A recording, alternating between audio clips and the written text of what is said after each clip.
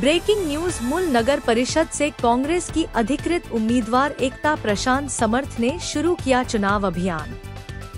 मूल चंद्रपुर नगर परिषद चुनाव में आज बड़ी राजनीतिक हलचल देखने को मिल रही है। कांग्रेस पार्टी ने आधिकारिक रूप से एकता प्रशांत समर्थ को नगराध्यक्ष पद के लिए अपना उम्मीदवार घोषित कर दिया है, जिसके बाद शहर में चुनावी समीकरण तेजी से बदलते दिखाई दे रहे हैं। एकता प्रशांत समर्थ ने अपने पहले ही संदेश में साफ किया है कि उनका लक्ष्य है स्मार्ट मूल युवाओं के लिए अवसर, शहर के लिए उत्कृष्ट प्रबंधन। एकता समर्थ राजनीतिक रूप से अनुभवी परिवार से आती हैं। उनके पति 3 बार के नगर सेवक रहे हैं और वर्षों तक मुल्क के विकास में सक्रिय भूमिका निभाते रहे। अब वही भरोसा और वही जन समर्थन एकता समर्थ के साथ भी जुड़ता दिख रहा है। जनसभा में बोलते हुए उन्होंने कहा, कांग्रेस पार्टी ने मुझ पर विश्वास जताया है। अब मेरी बारी है मूल शहर के लोगों का विश्वास जीतने की। मैं आप सभी से समर्थन और वोट की अपील करती हूं, ताकि मैं आपके आशीर्वाद से मुल्क की पहली पंक्ति का नेतृत्व कर सकूं और इसे एक आधुनिक, सुरक्षित और विकसित शहर बना सकूं। मुल्क में अब मुकाबला रोचक होता जा रहा है। क्या जनता एकता प्रशांत समर्थ को नगराध्यक्ष के रूप में चुनकर बदलाव की राह अपनाएगी? नमस्कार, मी सौ एकता प्रशांत समर्थ नगराध्यक्ष पदाच्या उमेदवारी म्हणून मी काँग्रेस पक्षातर्फे येत्या होऊ घातलेल्या इलेक्शन मध्ये उमेदवार म्हणून उभी राहणार आहे। जर मला अध्यक्षपद मिळालं तर मी आपल्या मूळ शहराच्या विकासाच्या दृष्टीने कार्य करून दाखवेन।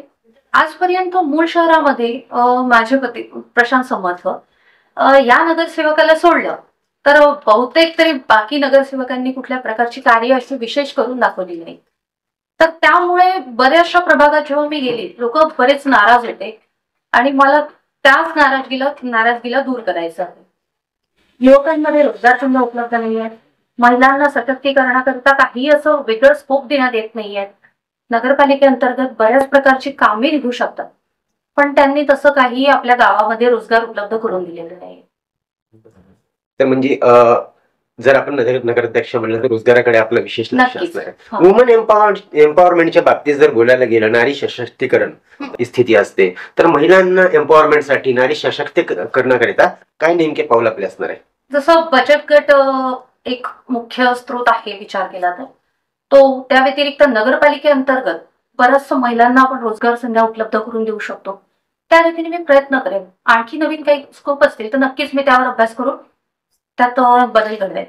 मला असं वाटते गेल्या 15 वर्षापासून माझे पती नगरसेवक पद म्हणून भूषवतच होते आणि आपल्या मूळ शहरातल्या समाजाची बरीच सेवा करायचे।